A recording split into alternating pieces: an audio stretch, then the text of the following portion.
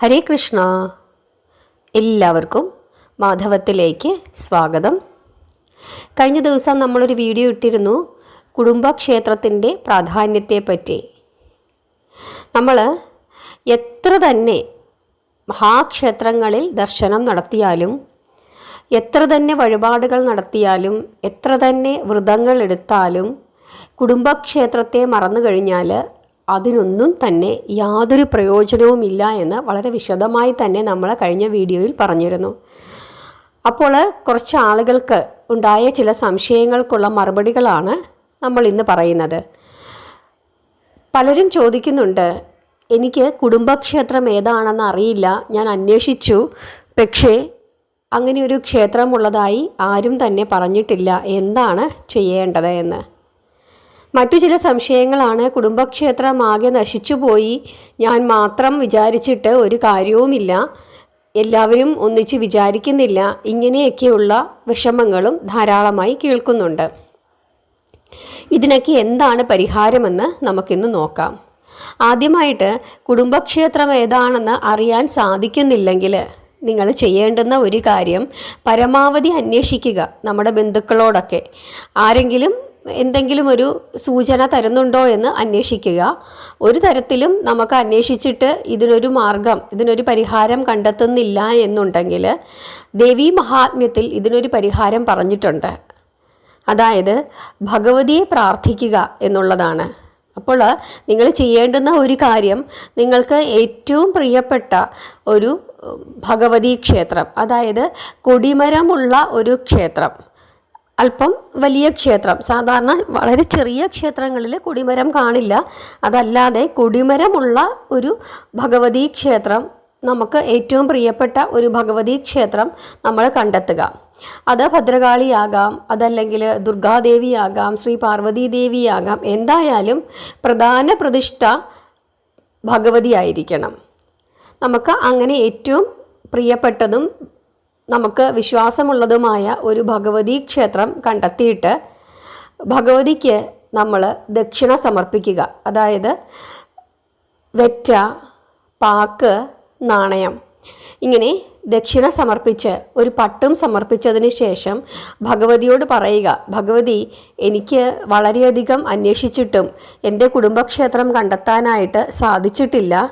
അവിടുന്ന് എൻ്റെ അമ്മയാണ്, ഞാൻ അമ്മയെ എൻ്റെ കുടുംബദേവതയായി പ്രാർത്ഥിക്കുന്നു.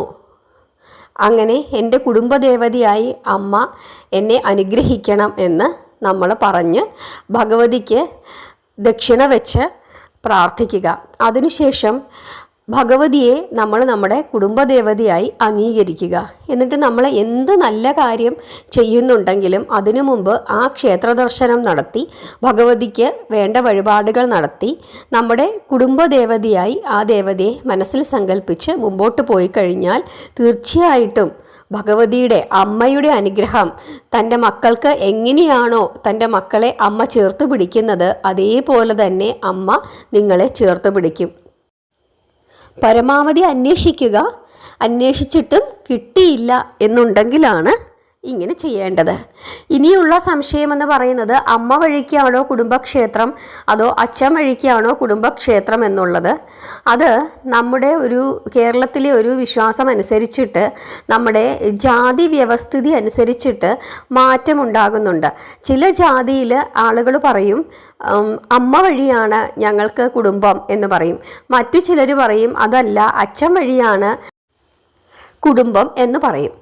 അപ്പോൾ നമ്മളാണ് നിശ്ചയിക്കേണ്ടത്. നമ്മൾ നമ്മുടെ അച്ഛനോടും അമ്മയോടും ഒക്കെ ചോദിക്കുക, എങ്ങനെയാണ് നമ്മുടെ കുടുംബം നിശ്ചയിക്കുന്നത്. അപ്പോൾ പെലയും ബാലായ്മയും ഒക്കെ നമ്മൾ നോക്കുന്നത് അങ്ങനെയാണ്.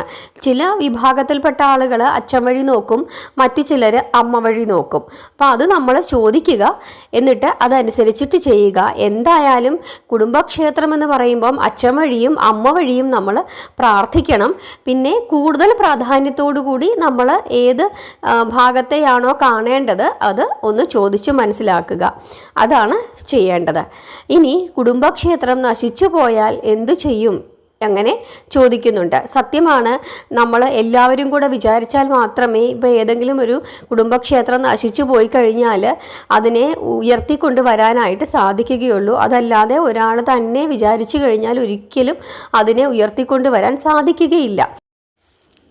പക്ഷേ ചിലപ്പോൾ കൂടുതൽ ദോഷം അനുഭവിക്കുന്നത് നമ്മളായിരിക്കും. കാരണം നമ്മളാണ് ചിലപ്പോൾ കഷ്ടകാല സമയത്ത് ജീവിക്കുന്നത്. അപ്പോൾ ഈ ദോഷങ്ങളെല്ലാം ചിലപ്പോൾ നമ്മളിലേക്ക് ഇങ്ങനെ വന്നെന്നിരിക്കും. അപ്പോഴായിരിക്കും നമ്മളിങ്ങനെ ചിന്തിക്കുന്നത്, ദൈവമേ, കുടുംബക്ഷേത്രം ഇങ്ങനെ നശിച്ചു കിടക്കുന്നു, എനിക്ക് ഈ ദോഷങ്ങളെല്ലാം ഉണ്ടാകുന്നതിന് കാരണം അതാണോ എന്ന് നമ്മൾ ചിന്തിച്ച് വിഷമിച്ചുകൊണ്ടിരിക്കും.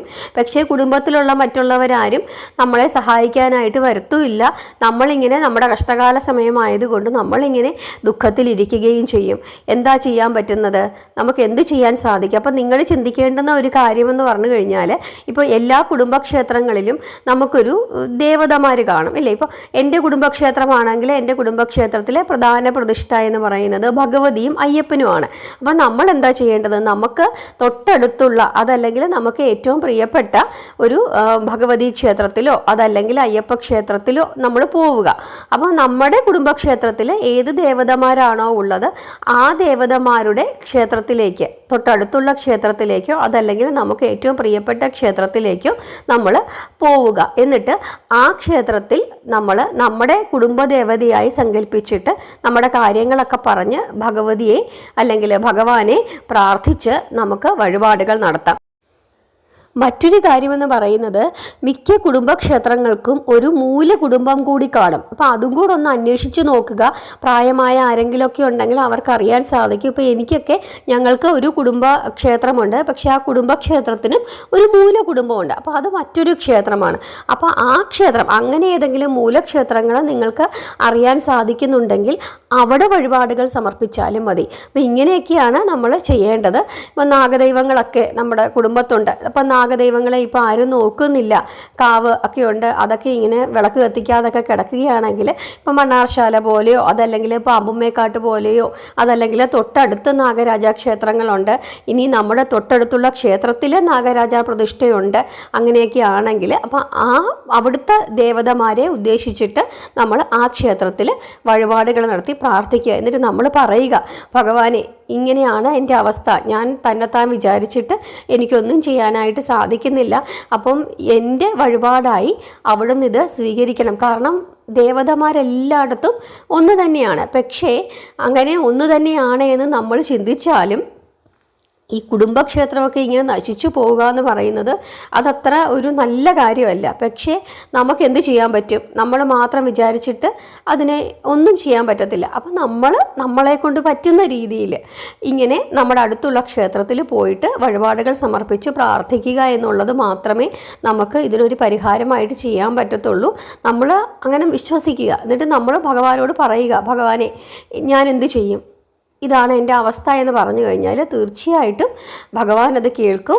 അതിൻ്റെ ഐശ്വര്യം നമുക്ക് ഉണ്ടാവുകയും ചെയ്യും. നമ്മുടെ മനസ്സിൽ എപ്പോഴും ആ ഒരു സ്മരണ ഉണ്ടായാൽ മതി. നമ്മുടെ കുടുംബക്ഷേത്രത്തെ ഓർത്ത് നമ്മൾ മറ്റൊരു ക്ഷേത്രത്തിൽ പോയിട്ട് അവിടുത്തെ ദേവതയ്ക്ക് വഴിപാടുകൾ സമർപ്പിക്കുക. ഇപ്പോൾ ഭഗവതി ആണ് നമ്മുടെ കുടുംബക്ഷേത്രത്തിൽ ഉള്ളതെങ്കിൽ തൊട്ടടുത്തുള്ള ഭഗവതി ക്ഷേത്രത്തിൽ പോയിട്ട് അവിടെ നമ്മൾ എന്ത് ചെയ്യുക? മനസ്സിലോർത്ത്, നമ്മുടെ കുടുംബദേവതയെ കൂടെ മനസ്സിലോർത്ത് വഴിപാടുകൾ സമർപ്പിച്ച് പ്രാർത്ഥിക്കുക. കാരണം നമ്മളെക്കൊണ്ട് ഇതേ സാധിക്കുകയുള്ളൂ, അതല്ലാതെ മറ്റൊന്നും നമ്മളെക്കൊണ്ട് പറ്റില്ല.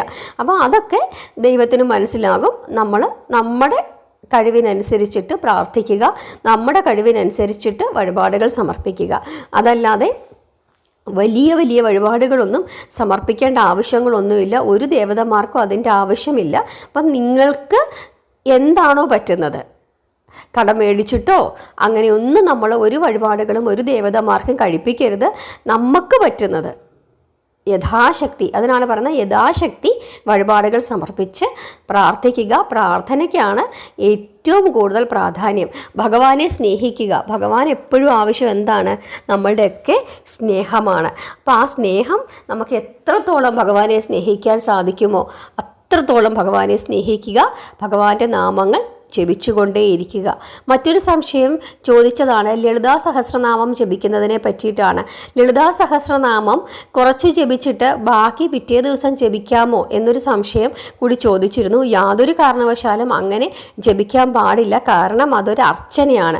ലളിതാ സഹസ്രനാമം നമ്മൾ ആദ്യം മുതൽ അവസാനം വരെ ഒറ്റ ഇരിപ്പിൽ, അതായത് നമ്മൾ ഒന്ന് നിർത്തിയിട്ട് വേണമെങ്കിൽ കാലൊക്കെ ഒന്ന് തൂത്ത് നമ്മളൊരു 2 മിനിറ്റ് കഴിഞ്ഞിട്ട് നമുക്ക് പ്രാർത്ഥിക്കാം. പക്ഷേ നമ്മൾ ആ ഒരു പ്രാർത്ഥിക്കാൻ ഇരുന്ന് കഴിഞ്ഞാൽ ആ പ്രാർത്ഥന മുഴുവൻ നമ്മൾ ചെയ്യണം. അതല്ലാതെ പകുതിക്ക് വെച്ച് നിർത്തിയിട്ട് ബാക്കി നമുക്ക് പിന്നെ ജപിക്കാം എന്ന് പറഞ്ഞ് എഴുന്നേറ്റ് പായം മടക്കി വെച്ചിട്ട് പോകരുത്. കുറച്ചൊന്ന് വിശ്രമിച്ചിട്ട് വേണമെങ്കിൽ നമുക്ക് പ്രാർത്ഥിക്കാം. ഇപ്പോൾ ഒരു 50 എണ്ണമൊക്കെ ജപിച്ച് കഴിയുമ്പോഴത്തേക്കും നമുക്ക് കാല് വേദനിക്കുന്നുണ്ടെങ്കിൽ ഒരു 5 മിനിറ്റ് കാലൊക്കെ ഒന്ന് തൂത്ത് ഒന്ന് അങ്ങോട്ടും ഇങ്ങോട്ടും ഒക്കെ ഒന്ന് കാലൊക്കെ ഒന്ന് മടക്കിയിട്ട് നമുക്ക് ജപിച്ച് തുടങ്ങാം. അതല്ലാതെ അവിടുന്ന് എഴുന്നേറ്റ് പോയിട്ട് പിന്നെ വന്നിട്ട് ജപിക്കാമെന്നോ അതല്ലെങ്കിൽ ബാക്കി വൈകുന്നേരമോ നാളെയോ ജപിക്കാമെന്നോ കരുതരുത്. അങ്ങനെ പാടില്ല. അത് മുഴുവനായിട്ടും തന്നെ നമ്മൾ ജപിച്ചു തീർക്കണം.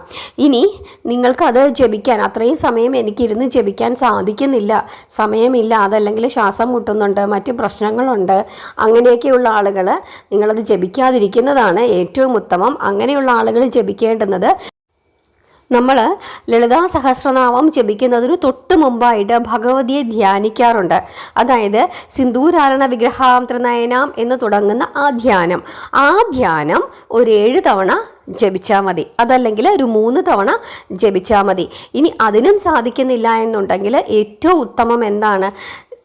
ദുർഗാ സപ്തശ്ലോകി ഒരു 7 തവണ നിങ്ങൾ ജപിച്ചു കഴിഞ്ഞാൽ ദേവീ മഹാത്മ്യം പാരായണം ചെയ്യുന്നതിന് തുല്യമാണ് എന്നാണ് പറയുന്നത്. അത്രത്തോളം ഫലസിദ്ധിയുള്ളതാണ് ദുർഗാ സപ്തശ്ലോകി. അപ്പോൾ അത് നിങ്ങൾ ഒരു 7 തവണ ജപിച്ചാലും മതി. അതല്ലാതെ ലളിതാ സഹസ്രനാമം പകുതിക്ക് വെച്ച് നിർത്തിയിട്ട് ബാക്കി പിന്നെ ജപിക്കാമെന്ന് കരുതുന്നത് തെറ്റാണ്. അപ്പോൾ ഇതൊക്കെയാണ് പ്രധാനമായിട്ടും നിങ്ങൾ പ്രാർത്ഥനയുടെ കാര്യത്തിൽ ചിന്തിക്കാനുള്ളത്. നമ്മൾ ഇന്ന് കുറച്ച് ചോദ്യങ്ങൾ, അതായത് സംശയങ്ങൾ ചോദിച്ചതിൻ്റെ ഉത്തരങ്ങളാണ് എനിക്കറിയാവുന്നതുപോലെ ഞാൻ നിങ്ങൾക്ക് പറഞ്ഞു തന്നത്. അപ്പോൾ ഈ കാര്യങ്ങളൊക്കെ പ്രത്യേകമായി ശ്രദ്ധിക്കുക. കുടുംബ പരദേവതകളെ മറന്നിട്ട് നമ്മൾ എന്ത് ചെയ്താലും യാതൊരു ഫലവുമില്ല എന്ന് ചിന്തിക്കുക.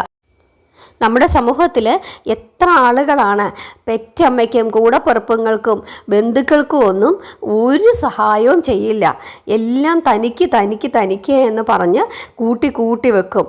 എന്നിട്ട് മറ്റുള്ളവരെ കാണിക്കാൻ വേണ്ടി ചില പ്രവർത്തികൾ ചെയ്യും.